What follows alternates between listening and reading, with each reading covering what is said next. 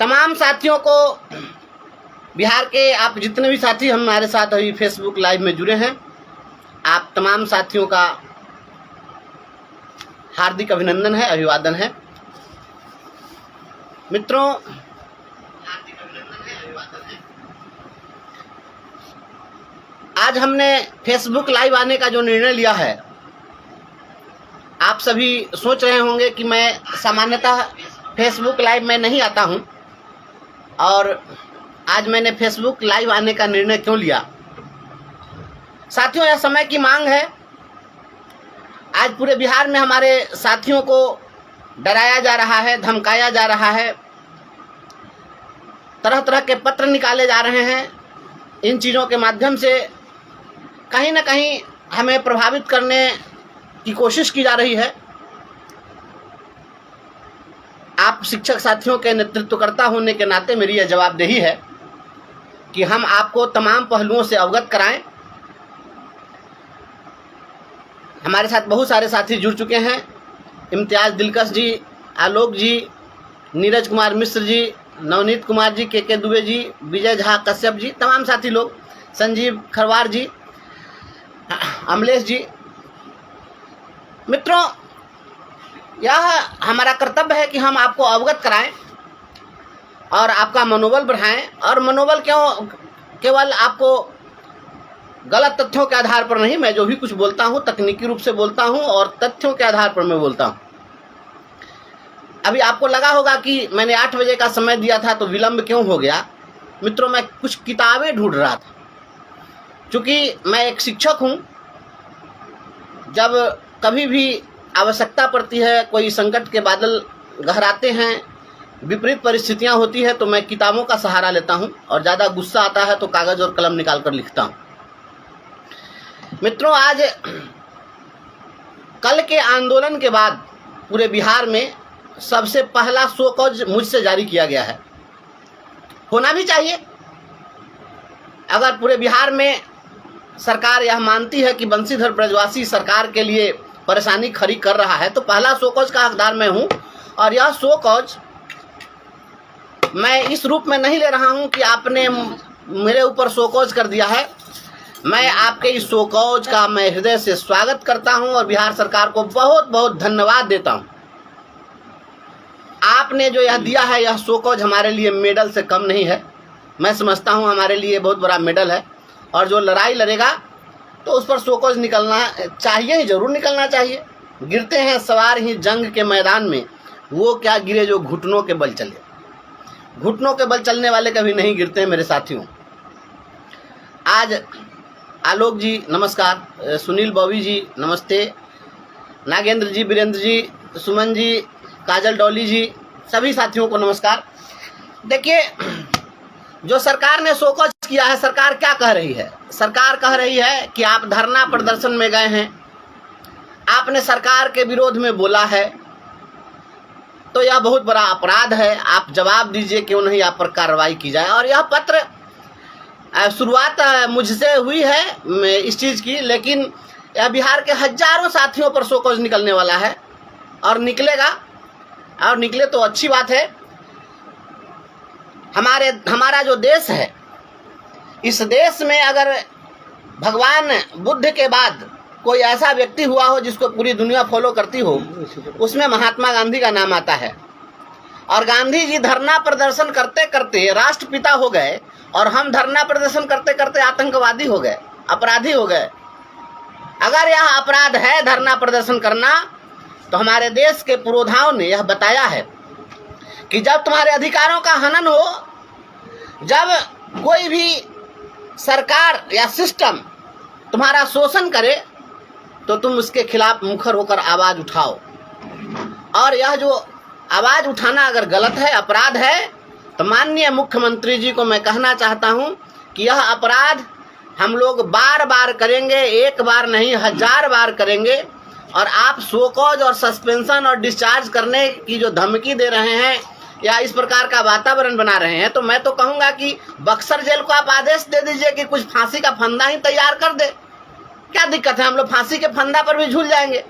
सत्य बोलना, अधिकारों के लिए लड़ना, जुल्म के खिलाफ बोलना, शोषण के विरुद्ध आवाज़ उठाना यदि अपराध है तो यह अपराध हम करेंगे, क्योंकि हम राष्ट्र निर्माता हैं। और राष्ट्र निर्माता जो शिक्षक होते हैं, ये राष्ट्र निर्माता शिक्षकों की जवाबदेही है कि हम अपने विद्यालय में बच्चों को हम ऐसा तैयार करें कि वे बच्चे निर्भीक हों। हम ऐसे बच्चों को तैयार करना चाहते हैं जो इस देश का एक सजग नागरिक बने। तो सजग नागरिक कैसे बनेगा? इस देश में बहादुर लोगों की ज़रूरत है जो शोषण और तानाशाही के खिलाफ लड़ सके। तो अगर हम ही डर जाएंगे, हम ही अपनी लड़ाई नहीं लड़ेंगे, तो हमारे बच्चे क्या खाक बहादुर बनेंगे? वो क्या खाक शोषण के विरुद्ध आवाज़ उठाएंगे? हम ऐसा बच्चा तैयार करना चाहते हैं अपने आदर्शों के माध्यम से। हम जब लड़ाई लड़ते हैं तो हमारे बच्चे देखते हैं कि हमारे शिक्षक अपने अधिकार के लिए लड़ रहे हैं, तो वो भी लड़ना सीखते हैं। और बिहार सरकार के जो पदाधिकारी लोग हैं, जिनके इशारे पर, जिनके कहने पर, यह भाई अभिषेक जी भी जुड़ गए हैं, पवन जी हैं, अमोद जी, हरिओम कुमार जी, अनूप मिश्रा जी, तमाम साथियों का स्वागत है। प्रियंका कुणाल जी, आलोक चौधरी जी, मोहम्मद न्याज जी, तमाम साथी। ये जो सरकार अभी कर रही है, हम उस सरकार को सरकार के ही सिस्टम से जवाब देना चाहते हैं। जब यह निकाला गया कि धरना प्रदर्शन करना यह गुनाह है, यह अपराध है, और इस देश के, इस राज्य के बड़े बड़े पदाधिकारियों ने निकाला, तो इसको मैं क्या कहूँ, मुझे हैरत भी है और यह चिंतनीय भी है। आदित्यनाथ चंदन जी जुड़ गए हैं, फैयाज अहमद जी हैं, ब्रजकिशोर जी, नवीन नीरज जी, अवधेश जी। हम यह बताना चाह रहे हैं कि सरकार जो यह कह रही है कि धरना प्रदर्शन करना गुनाह हो गया, इसी सरकार के द्वारा बच्चों की कुछ किताबें तैयार की गई, मैं आपके बीच में ला रहा हूँ, जरा देखिए। चूँकि हम शिक्षक हैं तो हम तो कोई कानूनविद नहीं हैं, आवश्यकता पड़ेगी तो हम संविधान भी पढ़ाएंगे, लोगों को समझाएंगे और ऐसे अधिकारियों को बताएंगे जो अधिकारी लोग चिट्ठी निकाल रहे हैं। लेकिन पहले हम प्राइमरी स्कूल और मिडिल स्कूल की बात करना चाहते हैं। मध्य विद्यालय में 6ठी कक्षा में हम बच्चों को पढ़ाते हैं। माननीय मुख्यमंत्री जी, माननीय शिक्षा मंत्री जी, हमारे विभाग के तमाम आला अधिकारीगण, हम आपको यह दिखाना चाहते हैं, जरा इस किताब को देखिए।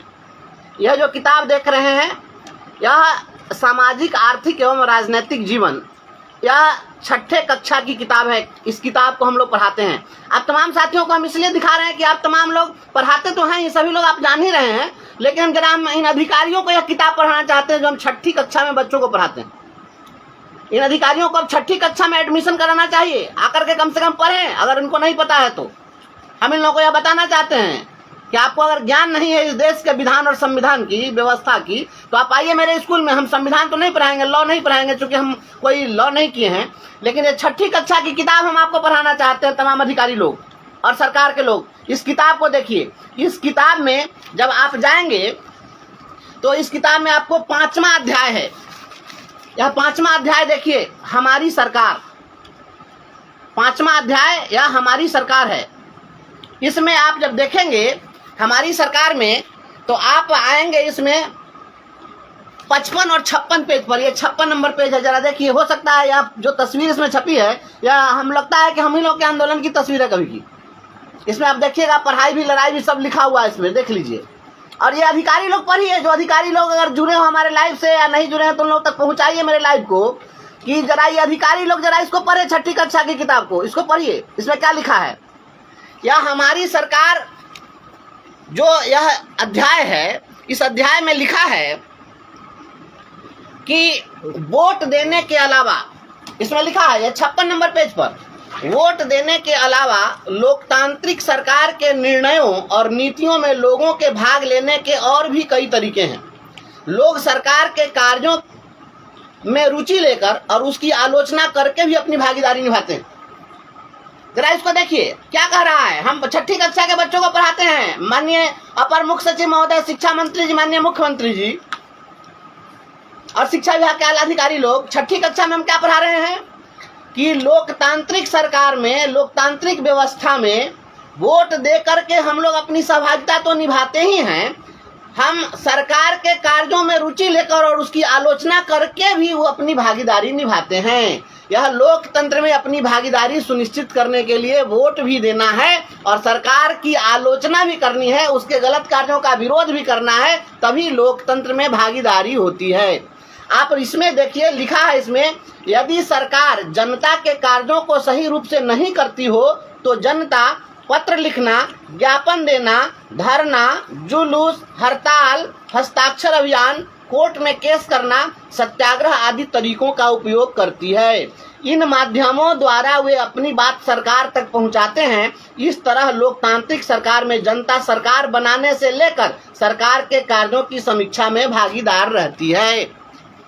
माननीय अधिकारी लोग और सरकार के रहनुमा लोग, हमारे इस 6ठी कक्षा की किताब को पढ़िए, और नहीं तो मेरे विद्यालय का नाम है उत्क्रमित मध्य विद्यालय रक्षापुर भी, आइए 6ठी कक्षा में आपको पढ़ाएंगे। आपको अगर ज्ञान नहीं है तो आकर के पढ़िए। लोकतांत्रिक व्यवस्था में केवल वोट देना ही सरकार लोकतंत्र में सहभागिता नहीं है, बल्कि सरकार के कार्यों की आलोचना भी करना लोकतंत्र में सहभागिता है। हम आलोचना ही नहीं करते, हम समालोचनात्मक बात करते हैं। आप जानिए, आलोचना शब्द लोचन शब्द से बना है। लोचन का अर्थ होता है देखना। हम लोगों ने पढ़ा था आंख का पर्यायवाची शब्द अक्षु, चक्षु, नयन, नेत्र, लोचन, विलोचन, ये आंख के पर्यायवाची शब्द है। यह देखने का अभिप्राय है। आलोचना का मतलब होता है कि केवल नकारात्मक चीजों को देखना, लेकिन समालोचना का अर्थ होता है उसके नकारात्मक पहलुओं को भी देखना, सकारात्मक पहलुओं को भी देखना, निगेटिव चीजों को भी देखना, पॉजिटिव चीजों को समान रूप से देखना। हम आलोचना केवल नहीं करें, हम समालोचनात्मक बात भी करें। यह समालोचनात्मक तथ्य है कि हम आपको यह बता रहे हैं कि आप ही के द्वारा तैयार की गई किताब में यह बात लिखी हुई है। यह बहुत अच्छी बात है, आप पढ़ाने के लिए हम लोग को दिए, यह इसके लिए आप प्रशंसा के पात्र हैं। लेकिन इस चीज के लिए आप आलोचना के पात्र हैं कि उसी किताब को जिसको हम बच्चों को पढ़ाते हैं, वही बच्चा जब हमसे कहता है कि आप जब धरना में जाते हैं तो आप पर शोकॉज निकलता है, आपको सस्पेंड कर दिया जाता है, तो यह बताइए कि तो ये लोकतंत्र में कैसे सहभागिता हो गई? इसका क्या जवाब है? इसका जवाब हमको बता दीजिए, हम आपके शोकॉज का जवाब देने के लिए तैयार हैं। और जरा आइए, जब मैं इस किताब की चर्चा की, जब मैंने अपने घर में जब चर्चा की कि इस तरह से 6ठी कक्षा की किताब में यह बात लिखी गई है, तो मेरा बेटा आया उधर से, कहा कि पापा मेरे भी किताब में है, एनसीईआरटी की किताब में भी है। मैंने कहा हाँ है। तो मैंने कहा कि जरा किताब लाओ। बोला हिंदी मीडियम लाए कि इंग्लिश मीडियम? मैंने कहा कि हिंदी मीडियम लाओ। तो हिंदी मीडियम में आप जरा देखिए, यह एनसीईआरटी की किताब है, आप देख लीजिए, यह एनसीईआरटी की किताब है। यह एनसीईआरटी के 6ठी कक्षा की किताब है। पूरे देश को पढ़ाया जा रहा है माननीय मुख्यमंत्री जी और शिक्षा विभाग के आला अधिकारी लोग। जरा देख लीजिए, यह एनसीईआरटी किताब है, नीचे लिखा हुआ होगा, देख लीजिए। यह एनसीईआरटी किताब है और इसमें भी जब आप आएंगे तो इसमें लोकतंत्र के बारे में हम बच्चों को पढ़ा रहे हैं। लोकतांत्रिक सरकार के मुख्य तत्व, इसमें 4था अध्याय है। देखिए, इसमें 4था अध्याय है, लोकतांत्रिक सरकार के मुख्य तत्व। और इसमें जब आप आएंगे तो इसमें 41 नंबर पेज पर भागीदारी के अन्य तरीके, लोकतंत्र में भागीदारी के तरीके जरा देखिए, इसमें लिखा हुआ है लोकतंत्र में भागीदारी के तरीके। जरा इसको देखिए, इसमें यह एनसीईआरटी की किताब में 6ठी कक्षा में जो 4था अध्याय है इसका, इस 4th चैप्टर में आप देखिए, लोकतांत्रिक सरकार में भागीदारी के अन्य जो तरीके, उसमें लिखता है चुनाव 5 वर्ष में एक बार होते हैं। चुनाव 5 वर्ष में एक बार होते हैं। वोट देने के अलावा लोकतांत्रिक सरकार के निर्णयों और नीतियों में लोगों के भाग लेने के और भी कई तरीके हैं। लोग सरकार के कार्यों में रुचि लेकर और उसकी आलोचना करके भी अपनी भागीदारी निभाते हैं। सरकार की आलोचना करना भी लोकतंत्र में भागीदारी निभाने का, एक नागरिक का, एक देश के अच्छे नागरिक का यह कर्तव्य है कि सरकार की जो गलत नीतियां हैं उसकी आलोचना हम करें, तभी हमारी लोकतंत्र में सहभागिता है। आप बता दीजिए कि इस देश में डेमोक्रेसी है या मोनार्की है? आप बता दीजिए राजतांत्रिक व्यवस्था है या लोकतांत्रिक व्यवस्था है? अगर इस देश में हम बच्चों को पढ़ा रहे हैं एनसीईआरटी की किताब, यदि हम इस देश में बच्चों को पढ़ा रहे हैं आपके एससीईआरटी के द्वारा तैयार की गई बीटीसी की किताब, तो आप बताइए कि आप ही के द्वारा बनाए गए सिलेबस को जब हम बच्चों को पढ़ा रहे हैं, जिसमें कहता है कि सरकार के नीतियों की आलोचना करना भी लोकतंत्र में सहभागिता है, और इसके भी उसने तरीके बताए हैं, इसमें भी तरीका बताया गया है। जरा आप देखिए, इसमें एक तस्वीर आप इसमें भी देखिए, ये एनसीईआरटी की किताब में आप तस्वीर देखिए, इसमें किस प्रकार से लोग आंदोलन कर रहे हैं। अपना हाथ उठाए मुट्ठी बांध करके देखिए इसमें क्या लिखा है। आप इसको भी आप पढ़िए। जो अधिकारी लोग आप, मुझे तो दुख इस बात का है कि जो आईएएस लोग हैं या यूपीएससी की तैयारी किए होंगे, और यूपीएससी की तैयारी करने के लिए ये लोग जब गए होंगे तो इनको भी 6ठी कक्षा की एनसीईआरटी किताब पढ़नी पड़ी होगी। यूपीएससी में सवाल पूछे जाते हैं, मैं जानता हूं, मैं यूपीएससी की तैयारी नहीं किया हूं, लेकिन प्रशासनिक सेवाओं में जो प्रश्न पूछे जाते हैं वह 6ठी कक्षा से लेकर के और ऊपर की कक्षाओं तक के सब प्रश्न उसमें आते हैं। और एनसीईआरटी की किताबों में जब आप देखते हैं तो पहले ही उसमें शुरुआत जब होता है तो उसमें क्या लिखता है, उसमें संविधान की प्रस्तावना है, प्रीएम्बल ऑफ कॉन्स्टिट्यूशन है। और प्रीएम्बल ऑफ कॉन्स्टिट्यूशन जब हम लोग देखते हैं एनसीईआरटी की तमाम किताबों में आपको मिल जाएगा। हम जब बिहार बोर्ड में पढ़ाते हैं तो यहाँ पर संविधान की उद्देशिका, हम भारत के लोग भारत को एक संपूर्ण प्रभुत्व संपन्न समाजवादी लोकतंत्रात्मक गणराज्य बनाने के लिए तथा उसके समस्त नागरिकों को सामाजिक, आर्थिक और राजनीतिक न्याय, विचार, अभिव्यक्ति, क्या है, न्याय, विचार, अभिव्यक्ति, विश्वास, धर्म और उपासना की स्वतंत्रता, प्रतिष्ठा और अवसर की समता प्राप्त करने के लिए तथा उन सब में व्यक्ति की गरिमा और राष्ट्र की एकता तथा अखंडता सुनिश्चित करने वाली बंधुता बढ़ाने के लिए दृढ़ संकल्प होकर अपनी संविधान सभा में आज तारीख 26 नवंबर 1949 ईस्वी को एतद द्वारा इस संविधान को अंगीकृत, अधिनियमित और आत्मार्पित करते हैं। जब हम यह पढ़ाते हैं कि अवसर की समता, जब हम पढ़ाते हैं व्यक्ति की गरिमा और राष्ट्र की एकता और अखंडता, तो व्यक्ति की गरिमा कहाँ गई? जब इस देश के प्रत्येक नागरिक को व्यक्ति की गरिमा की बात होती है तो हमारी गरिमा पर जब कुठाराघात होगा तो हम बोलेंगे, हम निश्चित रूप से बोलेंगे। हम आपके शोकों से डरने वाले नहीं हैं। आप इस तरीके से कर रहे हैं, या 6ठी और 7वीं कक्षा के किताब के सिलेबस को बदल दीजिए। हम पर शोकस करने से पहले इन चीजों को बदल दीजिए। हम मान लेंगे कि हम अपराधी हैं। और भी हम बताना चाहते हैं, हमारे मित्र जो भी हमारे बंधु बांधव जुड़े हैं, शिक्षक साथीगण, कोई राजनेता हमसे जुड़े हैं, कोई पत्रकार जुड़े हैं, आप तमाम साथियों को हम बताना चाहते हैं। देखिए यह 7वीं कक्षा के विज्ञान की किताब है। यह 7वीं कक्षा के विज्ञान की किताब को आप देखिए और इस विज्ञान की किताब में आप आइए। इस विज्ञान की किताब में जो इसका 6ठा अध्याय है,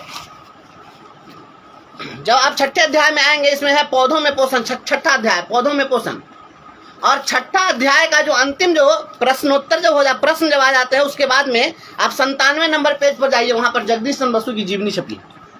ये देखिए, यह हम नहीं छापे हैं, बिहार सरकार के ये आला अधिकारी लोग छापे हुए हैं। इन्हीं लोगों ने सिलेबस तैयार किया है। यह जगदीश चंद्र बसु की जीवनी लिखी है। इसमें हम 7वीं कक्षा के बच्चों को पढ़ाते हैं। यह आपने दिया है 7वीं कक्षा के बच्चों को पढ़ाने के लिए जगदीश चंद्र बसु की जीवनी। क्या लिखा है इसमें? आप लोग, मैं इसलिए कह रहा हूं कि आप लोग भी जाकर के, आप पढ़ाते तो हैं ही, एक बार मैं आपको रिकॉल कराने के लिए, ऐसा नहीं है कि आप नहीं जाने, हमारे तमाम साथी पढ़ाते हैं। आप इसको जरा देखिए। इसमें जब आप देखेंगे 97 नंबर पेज पर, 97 नंबर पेज पर जगदीश चंद्र बसु की जीवनी है, उसका जो अंतिम पैराग्राफ है 97 नंबर पेज पर, उसमें क्या लिखा है? इसमें लिखा है कि स्वदेश लौटने पर बसु मात्र 25 वर्ष की आयु में कोलकाता के प्रेसिडेंसी कॉलेज में अस्थायी प्रोफेसर नियुक्त हुए। वहां उन्हें अंग्रेजों की तुलना में कम वेतन मिलता था। जरा ध्यान दीजिएगा, मात्र 25 वर्ष की अवस्था में जगदीश चंद्र बसु पढ़ाई पूरी करके और ये लौट गए, और लौटने के बाद उनको कोलकाता के प्रेसिडेंसी कॉलेज में अस्थायी प्रोफेसर बहाल किया गया। जिस प्रकार से हम लोगों को कहते हैं नियोजित, उस प्रकार से वो भी अस्थायी नहीं थे, अस्थायी थे। हम तो अस्थायी हो चुके हुए हैं, लेकिन उनको अस्थायी प्रोफेसर बहाल किया गया।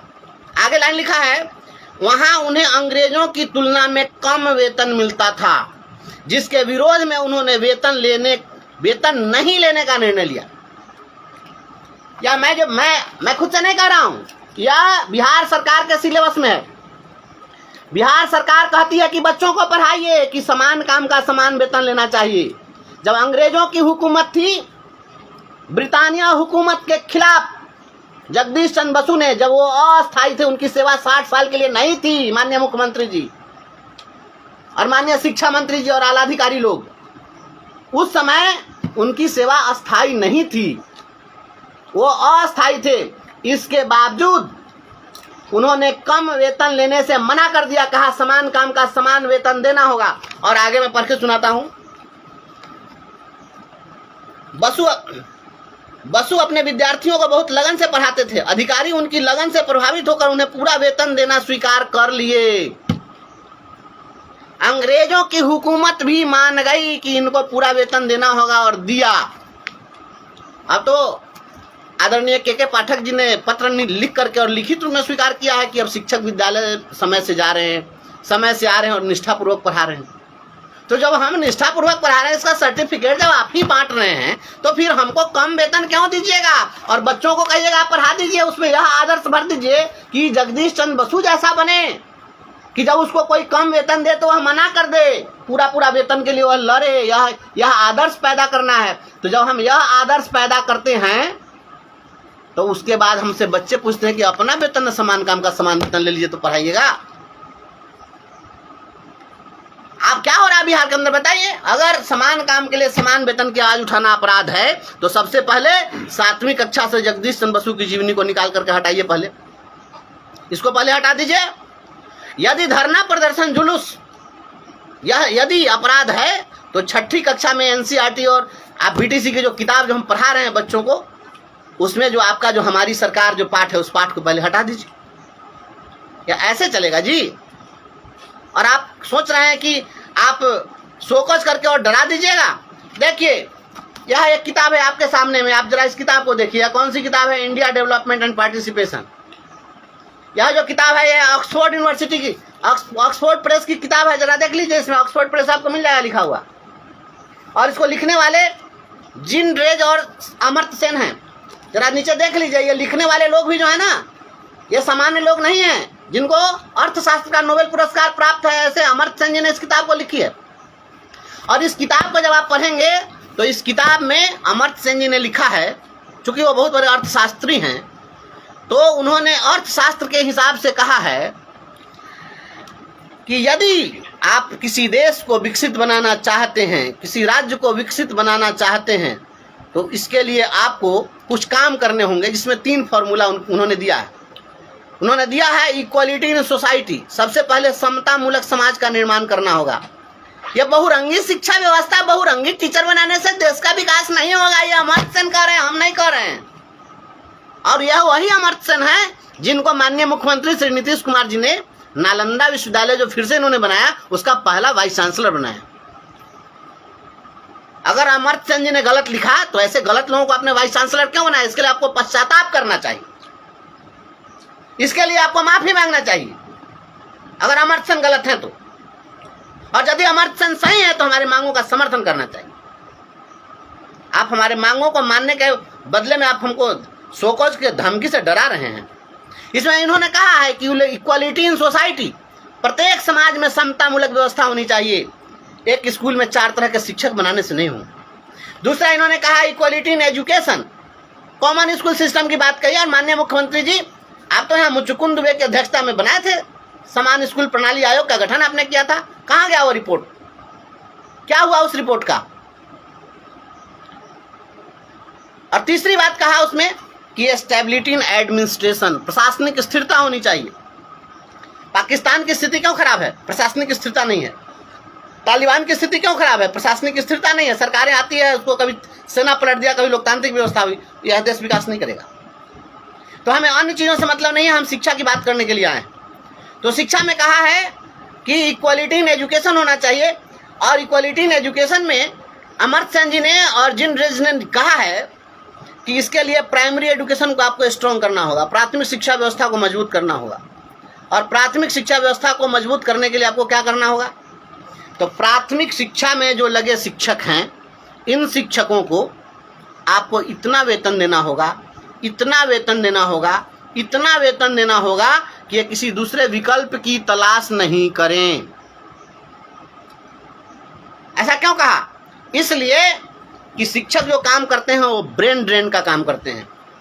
या किसी से पिस्तौल भिड़ाकर ब्रेन ड्रेन का काम नहीं कराया जा सकता है। यह बैंक नहीं है कि आप रिवॉल्वर भिड़ा करके और किसी का पूरा पैसा कैश लूट लीजिएगा। किसी के दिमाग में जो बातें हैं, जो ज्ञान है, उसको हथियार के बल पर नहीं लूटा जा सकता है। उसको डंडे के बल पर ब्रेन ड्रेन करने के लिए नहीं कहा जा सकता है। शिक्षा का दान और आशीर्वाद देना, ये जो 2 कार्य हैं, यह अंतरात्मा की आवाज पर होता है। या कौन समझाए इन लोगों को?